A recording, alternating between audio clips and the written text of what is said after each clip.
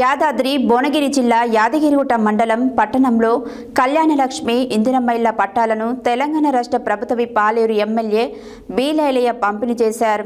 యాదగిరిగుట్ట మండలంలో పట్టణంలో 173 మంది లబ్ధిదారులకు కళ్యాణలక్ష్మి చెక్కులను, 490 మంది లబ్ధిదారులకు ఇందిరమ్మ ఇళ్ల పట్టాలను అందించారు. యాదాద్రి భువనగిరి జిల్లా యాదగిరిగుట్ట మండలం పట్టణంలో కళ్యాణలక్ష్మి ఇందిరమ్మ ఇళ్ల పట్టాలను తెలంగాణ రాష్ట్ర ప్రభుత్వ పాలేరు ఎమ్మెల్యే బీలైలయ్య పంపిణీ చేశారు. యాదగిరిగుట్ట మండలంలో పట్టణంలో 173 మంది లబ్ధిదారులకు కళ్యాణలక్ష్మి చెక్కులను, 490 మంది లబ్ధిదారులకు ఇందిరమ్మ ఇళ్ల పట్టాలను బీలైలయ్య పంపిణీ చేయడం జరిగింది. ఈ కార్యక్రమంలో మండల ప్రజాప్రతినిధులు, అధికారులు, కాంగ్రెస్ పార్టీ నాయకులు, కార్యకర్తలు తదితరులు పాల్గొన్నారు.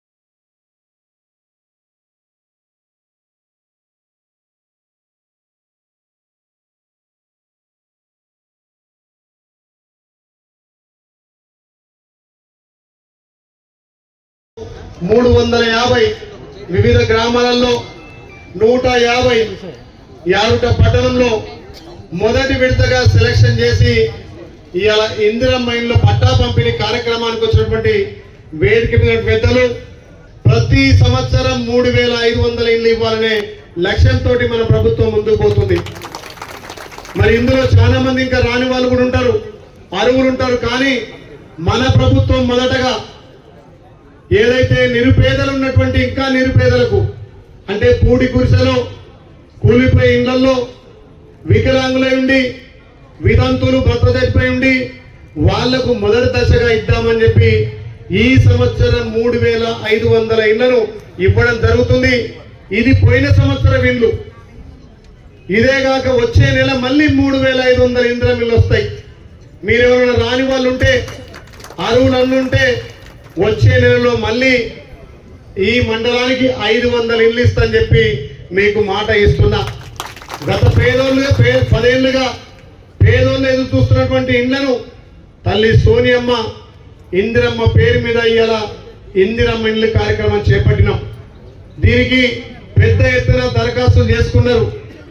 పెళ్లిళ్ళై పిల్లలు పుట్టి ఆ పిల్లలు ఒక్క ఇంట్లో 5-6 ఉండాల్సిన అవసరం ఉంది. మరి అలాంటి కార్యక్రమంలో పేదలైనటువంటి నిరుపేదలకు ఇళ్ళు ఇచ్చే కార్యక్రమం చేపట్టాం.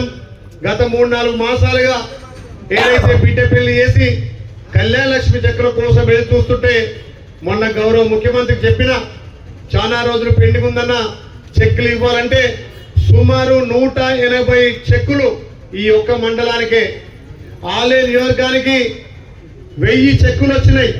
అంటే 10 కోట్ల రూపాయలు మా ఆడబిడ్డల కోసం కళ్యాణలక్ష్మి చెక్కులు ఈ మండల దినాలో లేకపోతే కొబ్బరికాయ కొడితే మీరు ఏది ముహూర్తం చేసినట్టే లెక్క. హిందువులైతే లక్ష్మణస్వామి మొక్కుని, ముస్లింలైతే అల్లాను మొక్కుని, యేసులైతే క్రీస్తుని మొక్కి కొబ్బరికాయ కొట్టినట్టు అన్ని మంచి రోజులే.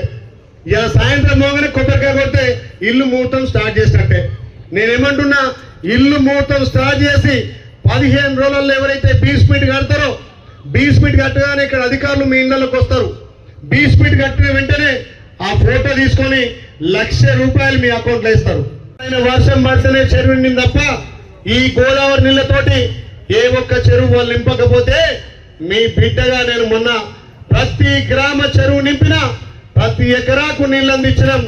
ఎక్కడనో గడ్డలకో వంపులకో ఎకరం ఎండిపోతే వాళ్ళు పొలాలు ఎండిపోయినాయి, బీర్లేలు ఏం చేస్తున్నా అడిగారు, మంచిగా అడగాలి, ప్రతిపక్ష వాళ్ళు అడగాలి.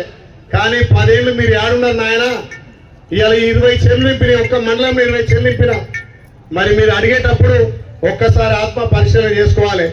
ఇవాళ ఏమంటుండు, బీర్లైన వచ్చిండు, చెక్కులు వస్తుండు, ఇందిరం మిల్లిస్తుండు, రాని వాళ్ళ వైపు ఎగబడుతున్నారు. మరి నేను అంటున్నా, 10 ఏళ్లలో తల్లి సోనియమ్మ మిగులు బడ్జెట్ తో తెలంగాణ ఇస్తే ఏ